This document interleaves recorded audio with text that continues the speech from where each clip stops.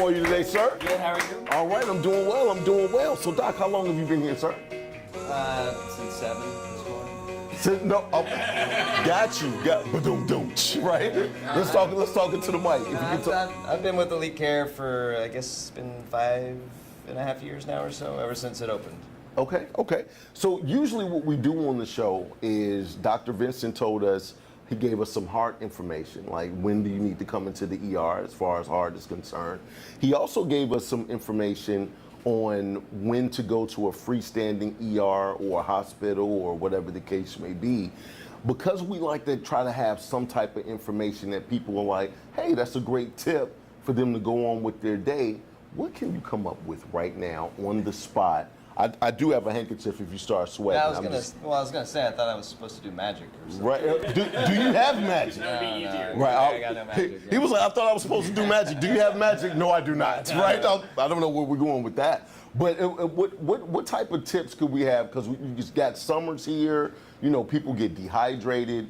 People are playing a little bit more. They're getting stitched. When do you get stitches? What could you come up with? Well, that's a whole lot of stuff to talk about. Hey, I'm giving you a range right now, a range. Well, you know, we appreciate that people are out and about and doing things that they, you know, sometimes don't think all the way through, because then that allows us the opportunity to help them.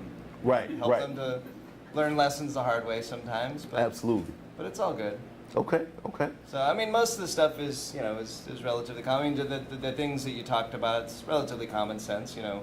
Everything in moderation, wear sunscreen, you know, the stuff that your mom always said. I mean, it's that kind of stuff. Right, but everybody doesn't listen to their mother. I know. Right, I'm telling you that right now. That's what we're counting on. Right, is that what?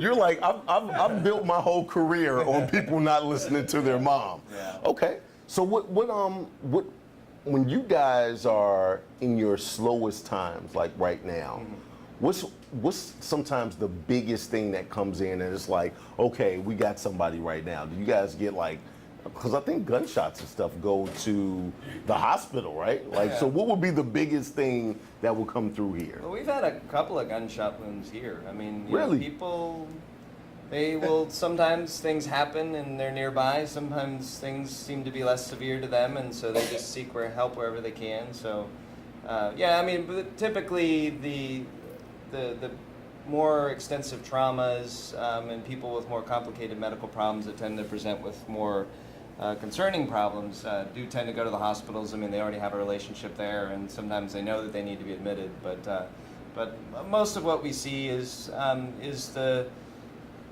a certain extent, the worried well. You know, people that have a symptom that they're not really sure how serious it is or how serious it could be, or it's causing them enough distress to get them to seek medical attention. And, you know, when they can't get in to see their doctor, I mean, we're here, so.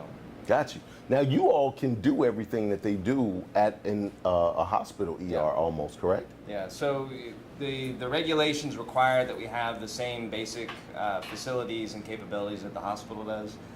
So we have an emergency trained physician on staff 24 hours a day. We have other staffing needs that are required by law, and then we have certain capabilities here in the facility as far as imaging goes with x-ray and CAT scan and ultrasound, and then lab testing and things like that. And we even have the ability to keep people here overnight or for less than 24 hours if it's one of the situations where the need for admission is not really clear at that time. So, and you get to stay in a little bit more comfortable environment, at least we'd like to think, a little more hands-on, a little more white glove treatment. Okay, the white glove treatment, I like that. Okay, so if people are in the area and they have an emergency, if you could look into that camera and tell them where you're located or how to contact you.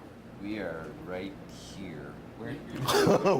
We're right here. Come whenever you need us. We're actually in the back hallway. This is probably not where you need to be.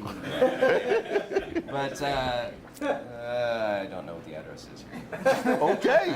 All right. Isn't it? We're next to the Best Buy. We are on the screen. Right on 646. Right. We have the web address and the phone right there, so you could definitely call. But we're right off of 646 at 45, right next to the Best Buy. JCPenney's right over there. Is it in 2530 Gulf Freeway? 2530 Gulf Freeway. Thank you, Chris. Is there anything you'd like to say before you go, sir? Be well.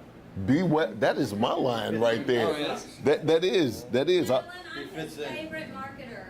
Are you his favorite? Right. Okay. I'm from Dallas because of him. Okay. All right. And so Second favorite. second favorite. All right. All right. Can I go out through that door? No, that door is locked. It doesn't. That door is locked. So I'm curious that you. Who's the first favorite? If that's the His second. girlfriend. Well, it's not really. Oh no, you can't- brought it I up. can't divulge my- You could have rolled with the punches. You could have I said can't divulge my yes. sources on air. It's Okay. doctor privilege. Right, something like right, that. right. So I'll be talking to him after the stream. Everybody give it up for Dr. Jason. Thank you, sir.